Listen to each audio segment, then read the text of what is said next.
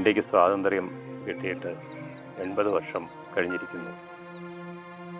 അതിൻ്റെ ആഘോഷമാണ് നാം ഈ കഴിഞ്ഞ ഓഗസ്റ്റ് 15-ന് ലോകമൊട്ടാകെ അല്ലെങ്കിൽ ഭാരതമൊട്ടാകെ കേരളമൊട്ടാകെ നടത്തിയത് എന്നത് നമുക്കറിയാം. ഇത്തരുണത്തിൽ പ്രസ്താവ്യമായ കാര്യം, സ്വാതന്ത്ര്യ പുലരിക്ക് മുൻപ് മൺമറഞ്ഞ ധീരദേശാഭിമാനികളെ വിസ്മരിച്ചു എന്നതാണ് ഏറ്റവും പ്രധാനപ്പെട്ട ദുഃഖകരമായ സത്യം. അതിൽ